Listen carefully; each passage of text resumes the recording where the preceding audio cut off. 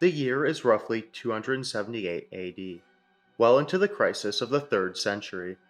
The Roman Empire is under the command of Probus, a competent soldier emperor. Although the worst years of the crisis had been ended by the genius of Aurelian, the enemies of Rome were far from defeated. East of the Rhine, a mighty coalition of Germanic tribes coalesced for the purpose of conquest and plunder in Roman Gaul. The mighty host quickly overran the long depleted Rhine legions and dilapidated frontier fortifications. Thousands of Germanic warriors crossed the Rhine and descended upon the unprotected Gaulish countryside. Probus, busy with a separate Germanic invasion of Italy, was forced to send subordinate generals to contain the crisis. We do not know the names of these generals, but they were of exceptional caliber, likely having served with Aurelian. The outnumbered Roman forces benefited from strict discipline, loyalty to Probus, and a united purpose. Germanic soldiers, separated by tribal affiliation and dispersed throughout the Gaulish countryside, were unable to effectively resist the Roman onslaught, falling back across the Rhine. It was recorded that some 400,000 Germans were killed, but this number is likely inflated. Probus offered a reward for every German killed, meaning that the soldiers had every reason to exaggerate their kill counts. Having pushed the Germans east, Probus crossed the Rhine and brought the fight to the enemy. Roman captives were liberated and the westernmost Germanic tribes were brought to submission. In order to dissuade future raids, captives were taken and the old Limes Germanicus was restored. The Rhine frontier was pacified for now. However, Probus's reign was a game of whack-a-mole. Every time he crushed an invasion or rebellion, another would pop up. He needed a more permanent solution to defend the vast and depopulated frontiers of his empire. Therefore, when presented with thousands of defeated Germanic warriors, Probus saw an opportunity to turn captured enemies into loyal allies. He would grant these barbarians farmland on the frontiers of the empire on the understanding they would protect their new livelihood. Of course, Probus was not ignorant of the true loyalties of these barbarians. Therefore, he established a policy of relocating these captives away from their place of origins and in relatively small numbers. In the case of our Frankish protagonists, this policy meant relocation to the eastern frontier of Anatolia. We don't know how many Franks were sent to Pontus, but it is unlikely that they numbered more than 10,000. Probus hoped that an influx of Frankish warriors would mitigate the growing threat of Allan raids along the eastern frontier.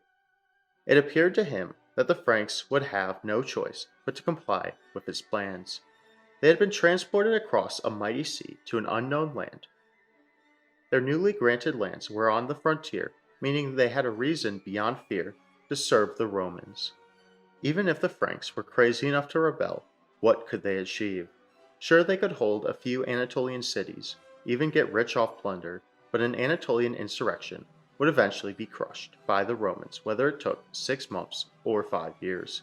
So long as they remained within the Roman Empire, revolt could only end in failure. If defecting to the Alans was an option, it would only mean exchanging one master for another. If the Franks wanted their freedom, they had one option: to return to their homeland. But how could they? They were over 2,300 miles away from Francia. The only realistic means of return was by boat, but that was absurd. The Franks did not even have a fleet. None of them were trained sailors, and they were completely unfamiliar with the Black and Mediterranean seas. Therefore, I find it hard to blame Probus for the events to come. Maybe Probus can be blamed for underestimating the ingenuity of the Franks, but I certainly would not have done anything differently if I were in his position. On an agreed-upon date, the Pontic Franks revolted against Rome, storming a major port city on the Black Sea, likely Trebizond. With the advantage of surprise, the Franks were able to seize the harbor before their intentions were clear to the Romans. After what must have been months, even years of planning, the first step of the conspiracy was executed flawlessly. This moment represents the first major blunder of the Romans. Had the garrison mounted an effective defense, it is likely that the harbor could be evacuated or its navy scuttled. As it stood, the Franks now had a large enough fleet to leave Anatolia. Whether the Franks had more naval experience than the Romans realized, or were quick learners, the fleet sailed west towards the Sea of Marmara, pillaging small cities and towns for supplies on their way. Without any major settlement or Roman garrison in the region, the Franks were able to pass the Bosphorus unopposed. Why it took the Romans 50 more years to identify the strategic importance of Byzantium, later Constantinople, is beyond me. Had the Franks attempted this voyage after 330 AD, they would have been stopped right here. Exiting the Dardanelles, the Franks found the rich islands of the eastern Mediterranean at their mercy. 200 years later, the historian Zosimus wrote that these raids disturbed the whole of Greece. The great voyage back to their homeland was proving immensely profitable. Having pillaged Greece, the Franks sailed west towards Sicily. Whether through the incompetence of the Romans or the prudence of the Franks, the fleet reached Sicily before the inhabitants had been warned.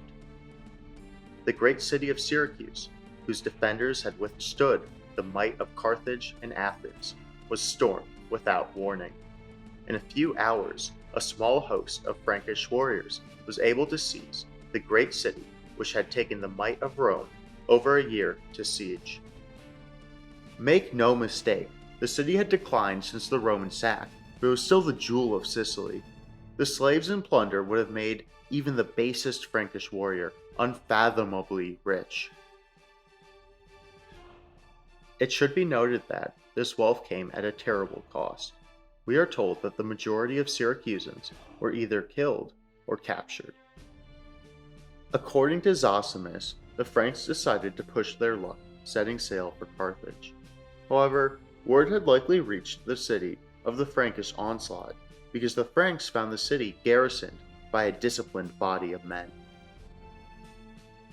Nevertheless, it seems that the Franks attempted to storm Carthage, only to be pushed back by its defenders. Without the advantage of surprise, the Frankish commanders identified the precarious situation they had placed themselves in. Retreating in good order, the Franks returned to their ships and set their course towards the Pillars of Hercules. This moment represents the fourth major blunder of the Romans. Had the defenders attacked the retreating Franks, they likely could have shattered the barbarian host. It seems that the Franks narrowly avoided annihilation thanks to their terrifying reputation. This flirtation with disaster seems to have sobered the Frankish host. No attempt was made to sack the rich cities of the Spanish coast as the fleet sailed towards the Pillars. Outside of the Mediterranean, the only major hazards would be natural. Sailing around the coasts of Spain and Gaul, the Franks relegated their raids to restocking of provisions, evidently unwilling to risk another major engagement. Passing the English Channel, the Franks finally found themselves in familiar waters. Landing safely on the shores of Phrygia, they had achieved the impossible, returning home. The men who were destined to spend their lives as humble farmer soldiers on the eastern frontier of the great Roman Empire had returned home, unfathomably rich adventurers. What are we to think about these pirate freedom fighters? Their raids sent Greece into chaos and led to the death of most of the inhabitants of Syracuse. The only thing that stopped them from exacting the same fate upon coastal Spain was fear for their own persons. On the other hand, they were warriors who valued their own freedom over life itself. A group of adventurers who defied the will of the mighty Roman emperor to return home. Against all odds, they managed to sail through 5,000 miles of mostly hostile waters.